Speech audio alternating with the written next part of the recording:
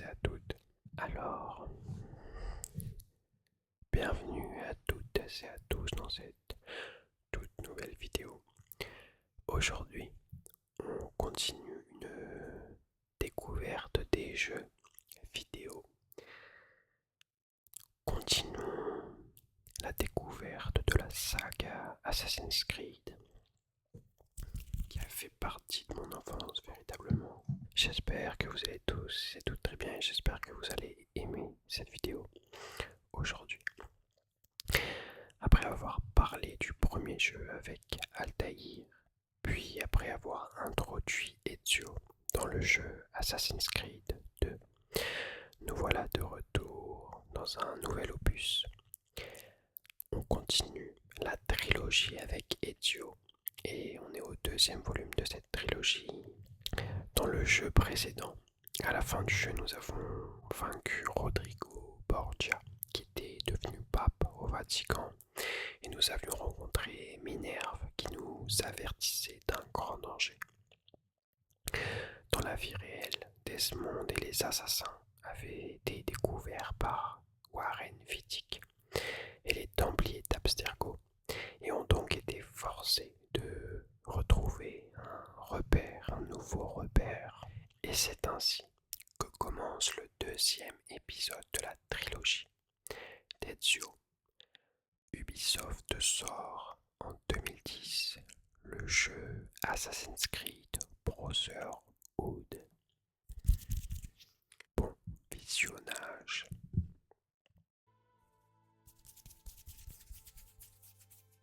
Je vais donc aujourd'hui vous raconter l'histoire de ce nouveau jeu. Dans Assassin's Creed Brotherhood, Desmond et l'équipe d'assassins se rendent à la Villa Auditore à Monteriggioni pour y établir leur nouveau camp. Mais retournons dans le passé en 1503. Après les événements du Vatican, Ezio s'était enfui avec Mario et est retourné à Monteriggioni. Il détient toujours la pomme d'Éden et la paix semble enfin s'imposer. Mais rappelez-vous, il avait épargné Rodrigo Borgia. Mais ce n'est pas l'antagoniste principal de ce nouveau jeu. Un nouvel antagoniste fait son apparition et c'est un de mes préférés de toute la saga. Cesare Borgia, il est ambitieux, cruel et n'a aucun état d'âme. Tout ce qu'il fait sert à atteindre son but, unifier l'Italie pour y régner. Et justement au début du jeu, il est venu assécher Monteriggioni avec son armée et tire sur la citadelle. Mario fait évacuer les habitants pendant que Ezio chevauche à toute vitesse vers l'origine de l'attaque. Les soldats arrivent sur les remparts et Ezio les combat. Mais Cesare défonce la porte, littéralement, tue Mario et récupère la pomme d'Éden. La ville tombe et tout le monde s'enfuit. Ezio décide de se rendre à Rome pour combattre les Borgia. C'est leur territoire. Et Rome devient donc, dans cet opus, notre nouveau terrain de jeu. Mais avant d'attaquer de front, Ezio se rend dans les rues de Rome et la ville deviendra sienne. Il va commencer par entamer des alliances à droite, à gauche. Mais tout d'abord, Claudia. Claudia, rappelez-vous, c'est la sœur d'Ezio. Et elle va prendre la tête de la Rose Fleurie.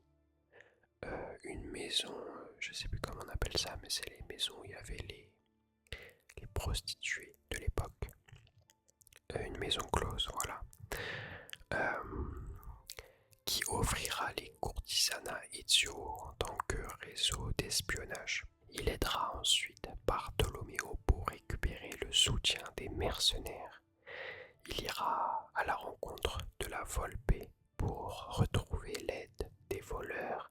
Et évidemment, il y a Machiavelli qui fait partie des assassins et qui va l'aider dans sa quête. Mais avant tout, Ezio veut sauver Caterina Sforza, des griffes de Lucrezia Borgia. C'est la sœur de Cesare. C'est une femme cruelle et d'ailleurs elle entretient une relation amoureuse avec Cesare, son propre frère. Ezio ira à sa rencontre pour récupérer la clé. Il va s'infiltrer dans le château et l'enfermera à la place de Caterina et s'enfuira avec sa belle. Petite nouveauté de cet opus, Ezio va se construire sa propre petite confrérie au sein de la confrérie. En fait, il va sauver des résistants, les former et ils deviendront donc des assassins. C'est un aspect assez intéressant dans cet opus, puisque au cours de nos missions, nous aurons la possibilité de les appeler pour éliminer des gardes.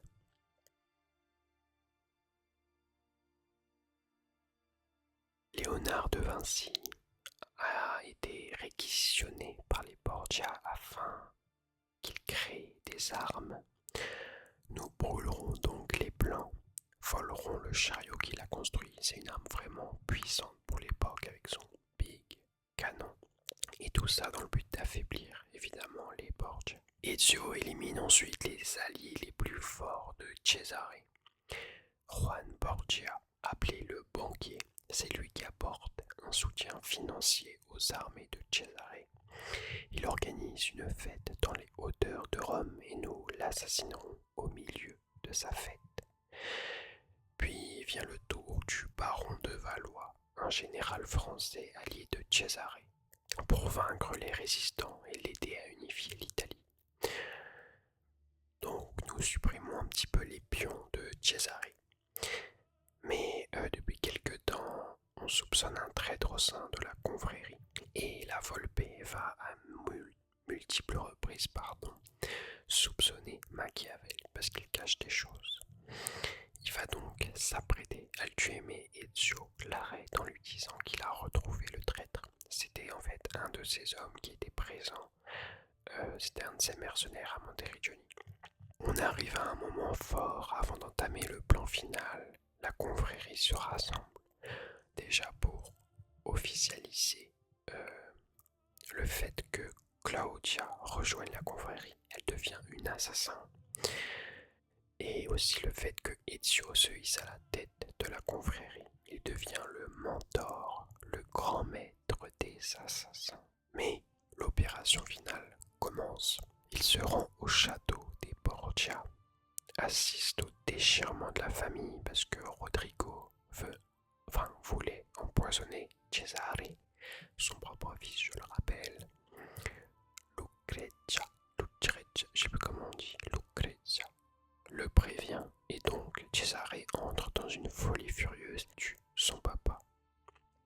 Horrible cette famille, vraiment. Il force Lucrezia à lui indiquer où est la pomme d'Éden que Rodrigo avait cachée. Ezio s'empressera de le rejoindre et récupérera la pomme avant lui pour s'en servir. Il se servira de son pouvoir divin pour écraser son armée. Cesare attendait une armée encore plus grosse pour unifier l'Italie, mais il est trahi par ses anciens alliés et se fait arrêter. Mais c'est vraiment un antagoniste impressionnant puisqu'il va réussir à se libérer et va agir un petit peu plus loin dans l'Italie avec ses soldats. Ezio va donc le pourchasser pour l'arrêter une bonne fois pour toutes. Il le combattra en duel et finira par le tuer en le jetant du haut des remparts. Après notre mission accomplie dans le passé, retour dans le temps présent. Desmond, Lucie, Rebecca et Sean se rendent désormais au Colisée pour récupérer la pomme. C'est en fait l'endroit où Ezio l'a cachée après cet épisode de Brotherhood. Les voici arrivés dans un nouveau sanctuaire étrange. C'est ici que Ezio avait caché la pomme il y a des siècles. Desmond s'apprête à la récupérer, mais Minerve apparaît. Elle le contrôle et l'oblige à utiliser sa lame pour tuer Lucie. C'est le coup de tonnerre de cet opus, personne ne s'y attendait.